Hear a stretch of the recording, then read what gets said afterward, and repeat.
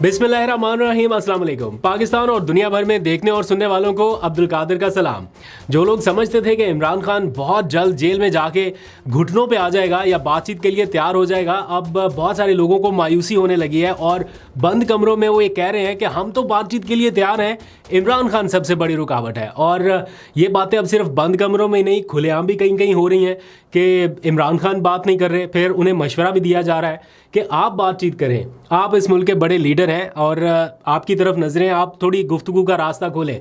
लेकिन उनकी तरफ से जो बातें की जा रही हैं वो एब्सोल्युटली नॉट के करीब करीब हैं। जब वो कहते हैं ना फॉर्म 47 वालों से बातचीत, नहीं ये नहीं हो सकता, तो उसकी वजह से आज आके मामला कहीं पे फंसे हैं और आज भी इसका जिक्र हुआ। कुछ देर में उस पर बात करते हैं, लेकिन पहले थोड़ी सी डिस्कशन करते हैं आज के पीटीआई के पावर शो पे जो सवात में जलसा हुआ। पीटीआई ने ये अपना एक नया फेज़ जो है एहतजाजी तहरीक के लिए उसको शुरू किया है। बहुत दिनों से ये बातें हो रही थी कि जनाब अगस्त में, जुलाई में इसके आसपास जाके कहीं कोई लॉन्ग मार्च की कॉल आ सकती है या कोई आखिरी कॉल आ सकती है, तो उसके लिए कहीं ग्राउंड के ऊपर तैयारियां नज़र नहीं आ रही थी। तो पंजाब में माहौल जैसा है वो आपके सामने ही है, तो ऑल्टरनेट फिर खैबर पख्तूनख्वा ही था। तो पीटीआई की लीडरशिप ने ये डिसाइड किया कि जब तक पंजाब में हमें कन्वेंशंस की इजाज़त नहीं मिल जाती या मूवमेंट उस तरह से नहीं बहाल होती, तब तक खैबर पख्तूनख्वा का प्लेटफॉर्म जो है वो हाजिर है। वहाँ पे पता है हर्डल्स नहीं है, सरकारी मशीनरी रुकावट नहीं डालेगी, वहाँ का वोट बैंक, वहाँ के लोग तगड़े हैं, सपोर्ट तगड़ी है, तो वहाँ पर किया जाए। कुछ दिनों पहले जब ये सवात का जलसा प्लान हो रहा था तो कुछ लोगों के साथ बातचीत करने का मौका मिला जो जलसे के एक तरह से मुंतज़मीन है या ये जलसा कराने की तरफ जिनका पूरा ध्यान था, जो ज़िम्मेदार लोग हैं यानी पीटीआई के, उनसे बातचीत हुई। जब उनसे पूछा तो मुझे तो वैसे ज़ाती तौर पर ये लग रहा था कि सवात का जो जलसा है वो बहुत ज़्यादा सुपर डुपर हिट जलसा हो सकता है। उन लोगों की राय ये थी कि अगर आप खैबर पख्तूनख्वा के लोगों को ये बोले ना कि इमरान खान की रिहाई के लिए या लॉन्ग मार्च की कोई कॉल है, तो सारे के सारे निकल पड़ते हैं और इस्लामाबाद ले जाएं, लाहौर की तरफ कॉल दे दें उन्हें, वो निकल पड़ेंगे। लेकिन अगर आप जलसों की तरफ उन्हें लगाई रखेंगे और प्रैक्टिकल इमरान खान की रिहाई के लिए कोई इक़दाम नहीं है, तो वो उनका इंटरेस्ट जो है वो लूज़ होता जा रहा है और वो उतनी बड़ी तादाद में शायद ना निकल सके। आज जो जलसा हुआ उसके ऊपर आपकी फिर जो एनालिसिस कह सकते हैं या राय कह सकते हैं वो आप ज़रा कमेंट सेक्शन में ज़रूर दीजिएगा।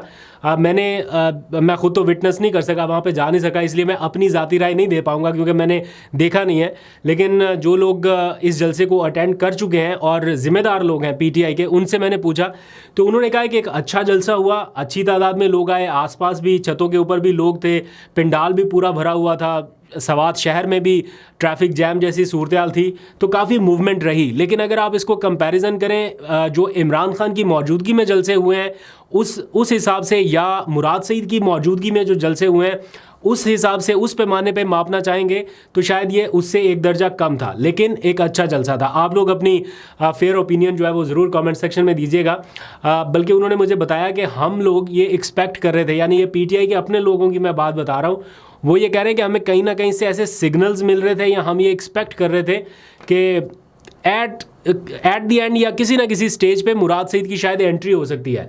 तो कह रहे हैं कि हमारी नज़रें भी इधर उधर ही थी और इंतज़ार था कि शायद मुराद सईद आए इस जलसे में, लेकिन वो नहीं हो सका। और मेरा ख्याल है इन हालात में इस वक्त ये अगर हो भी जाए तो उनके लिए बड़ी मुश्किलात पैदा होंगी, इसलिए उनके शायद उनकी जो सोच है या उनके जो करीबी लोग हैं वो नहीं चाहते, जो उनकी प्रोटेक्शन चाहते हैं। हालांकि सवात में आए रोज़ कोई ना कोई मार्च होता है या कोई ना कोई डेमॉन्स्ट्रेशन जो है वो होती है कि मुराद सईद को तहफ़्फ़ुज़ दिया जाए, लेकिन इन हालात में मेरा ख्याल है उनका बाहर निकलना फ़िलहाल मुश्किल दिखाई दे रहा है।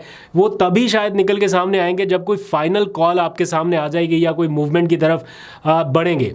बाकी जहाँ तक बात है कब ये कॉल आनी है, कब लॉन्ग मार्च होना है, इसके लिए कोई सच फौरी तौर पे तो हिकमत अमली नज़र नहीं आ रही। बस ऐसे है कि बड़ी बड़ी बातें या वो क्या कहते हैं कि जलसों में तकरीरें तो बड़ी ज़बरदस्त हो रही हैं, लेकिन कोई ऐसा फौरी तौर पे लाहे अमल नज़र नहीं आ रहा कि ये इसी महीने या इस महीने के एंड तक या कहाँ तक ये एहतजाजी कॉल नज़र आ रही है। लेकिन बहरहाल समहाउ कहीं ना कहीं से सिग्नल्स ऐसे भी मिलते हैं कि जुलाई में या अगस्त में ये सारा कुछ हो सकता है।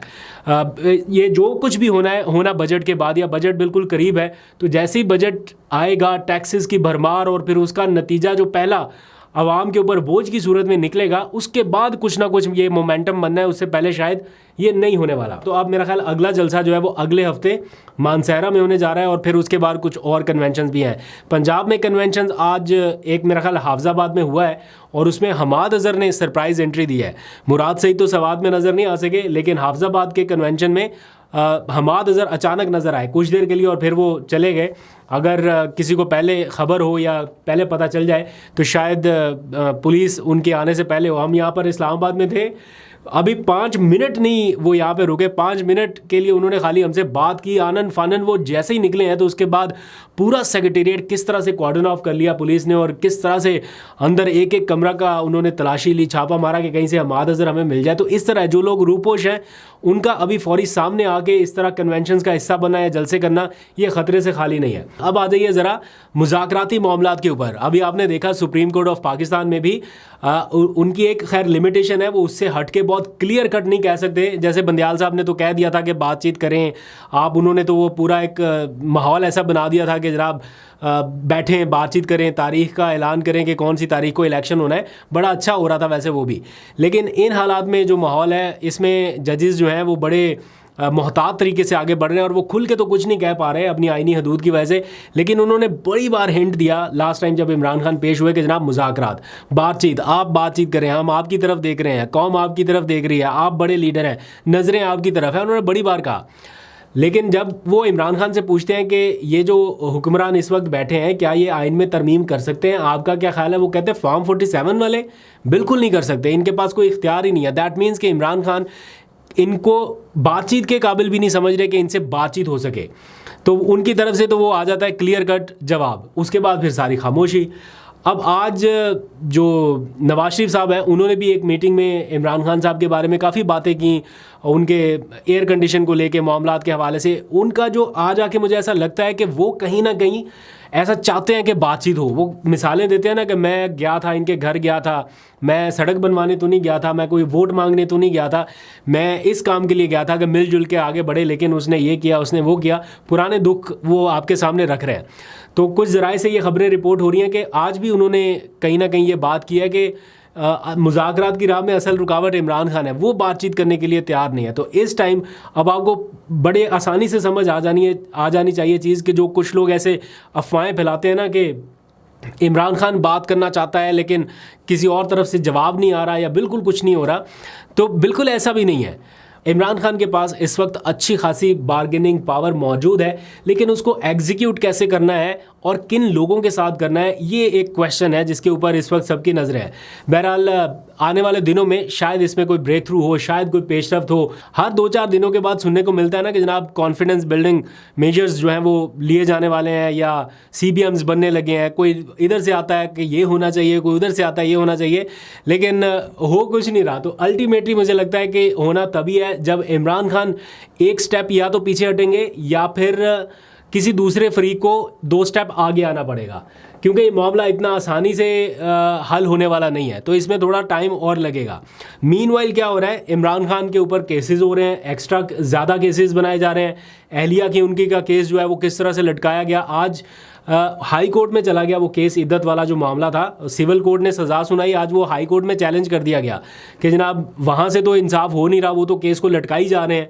पूरा केस सुनने के बाद जज साहब ने कहा जनाब मैं फ़ैसला ही नहीं सुना सकता। तो फिर इस्लामाबाद हाई कोर्ट का दरवाज़ा उन्होंने खटखटाया, लेकिन उसके ऊपर एतराज़ात लग गए कि एक अदालत में मामला पेंडिंग है सिविल कोर्ट में, तो हम इसको किस तरह से, डिस्ट्रिक्ट कोर्ट में अगर मामला पेंडिंग है तो हम इसको कैसे सुन सकते हैं। तो बात तो खैर ठीक है, इस्लामाबाद हाई कोर्ट की एक पॉइंट तो वैलिड है, लेकिन ये भी देखना पड़ेगा कि वहाँ से पूरा केस लड़ने के बाद, सुनने के बाद, आर्गूमेंट होने के बाद जो महफूज फैसला है वो नहीं सुना है। कम से कम ये तो किया जा सकता है कि जज साहब से कहा जाए कि जो आपने फैसला महफूज किया था वो आप हमें हमारी तहवील में दें, हम अनाउंस करते हैं। अगर आप नहीं अनाउंस कर सकते थे या आपने नहीं अनाउंस करना मुनासिब समझा, तो उन आर्ग्यूमेंट्स की रोशनी में जो फाइनल डिसीजन है वो क्या हो सकता है वो आप हमें बताइए।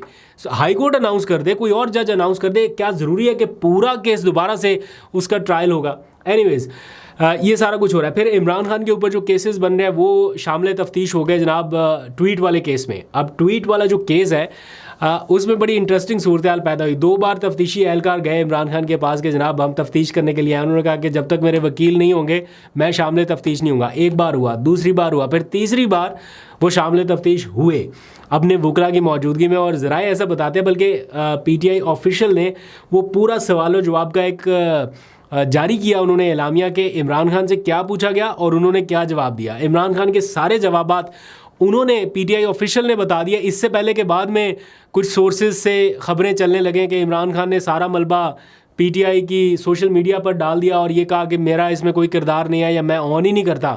इस किस्म की खबरें चले। उन्होंने खुद एलामिया जारी करके कहा कि इमरान खान ने ये जवाब दिया है कि मैं इस ट्वीट को ऑन करता हूँ, लेकिन मैंने वीडियो नहीं देखी थी। अगर ये वीडियो मेरे सामने आती या मुझे दिखाई जाती तो मैं इसमें करेक्शन करवाता और इसकी इम्प्रूवमेंट के लिए इसमें मज़ीद कुछ चीज़ें ऐड भी करवाता। तो ये इमरान खान साहब की तरफ से कहा गया।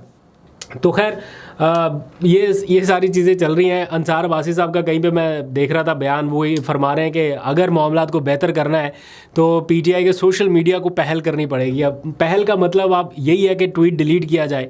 तो इसमें जाके मामला बड़ा एक जगह पे स्टक होगा, क्या ये ट्वीट डिलीट हो या अमेंड हो या बिल्कुल ही इस मौक़िफ़ से PTI पीछे हट जाए। ये लीगल कमेटी के सपुर्द किया है PTI ने मामला। अब अभी तक उनकी कोई इनपुट सामने नहीं आई। जैसे ही आएगी आपको अपडेट करूँगा। अभी तक के लिए इतना, अपना बहुत सा ख्याल रखिए। अल्लाह हाफ़िज़।